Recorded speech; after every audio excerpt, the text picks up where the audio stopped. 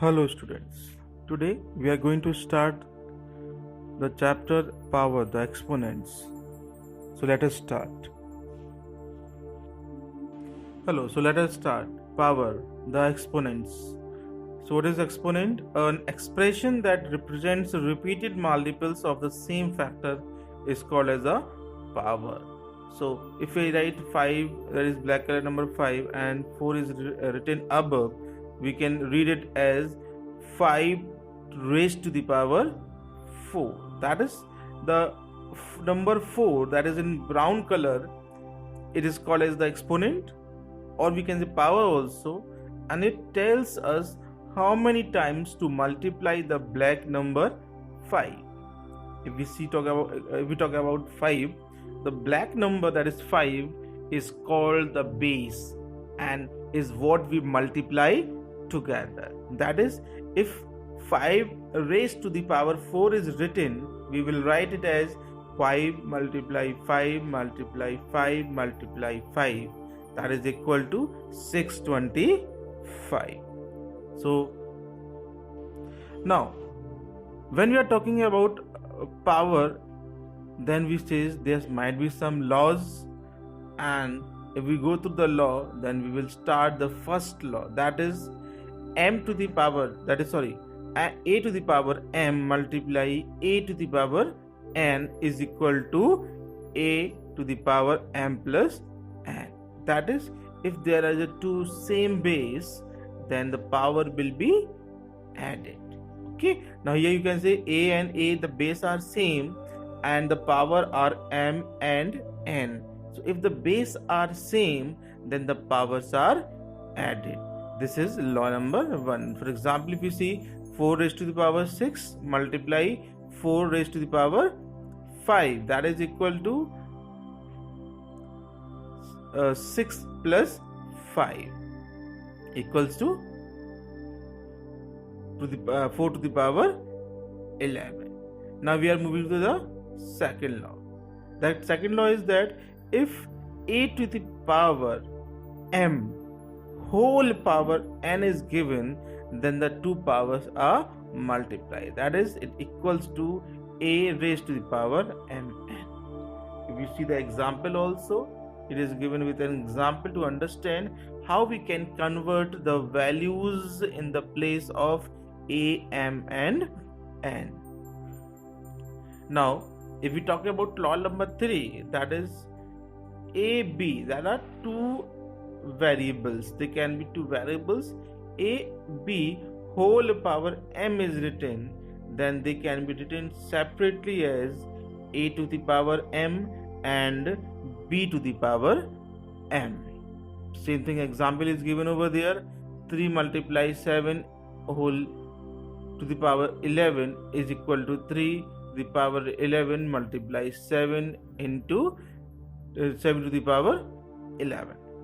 Now if law number 4 is to be discussed, that is a upon b whole power m can be written as a to the power m upon b to the power m, where b cannot be equal to 0, which is we have already studied in the previous chapter rational numbers, that the denominator can never be 0. So here also the example is been given. 4 upon 7 whole power 5 can be written as 4 raised to the power 5 upon 7 raised to the power 5. Moving to the next law number 5, that is m a to the power m divided by a to the power n is equal to a raised to the power m minus n. Okay, if the power, if the first that is numerator upon denominator, then if the bases are same, that is a is given over here, then there will be the difference of the power, that is m minus n. The power of numerator will subtract the power of denominator base. Okay, if the example is given 12 raised to the power 8 divided by 12 raised to the power 4 is equal to 12 raised to the power 8 minus 4, that is equal to 12 raised to the power 4. So these are the laws through which we can solve different. Now another thing is over here, that is zero exponent. Now what is zero exponent? Nothing.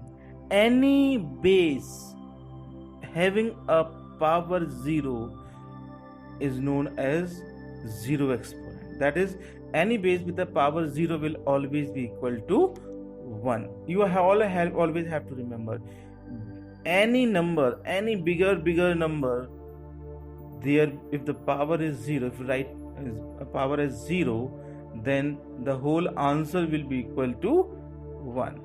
Now coming to the negative exponent. So what is negative exponent?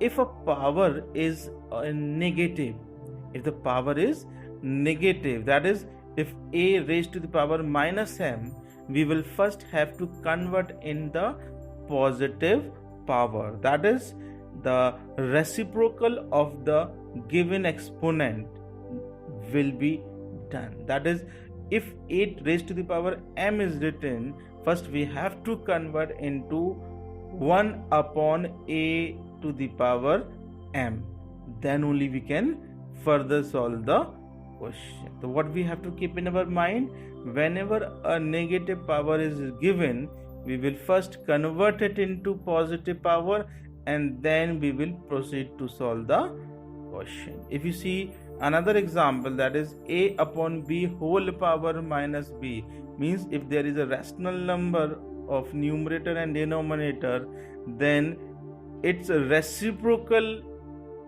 is the solution of the given exponent. That is, a upon v will become b to the power m upon a to the power m in positive powers.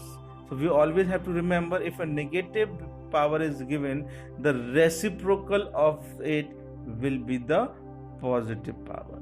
So we always remember that when we are solving a question, we have to convert a negative power into a positive power. Have you all understood? Now we are coming to the point standard form, or we can say sometimes scientific notation. So what is this? When we have to write very small values or very bigger values, we use this concept of writing, that is standard form. If I says ki, for example, 75,000, okay, this is usual form, normal form what we are writing.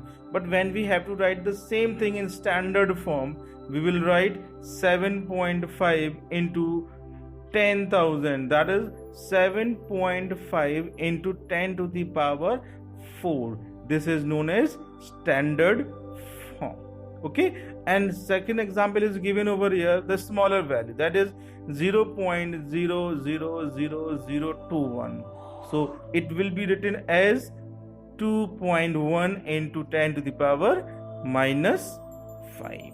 So what happens? So these are the values. The normal values can be written over there, but when we have to write them in a standard form, we take multiples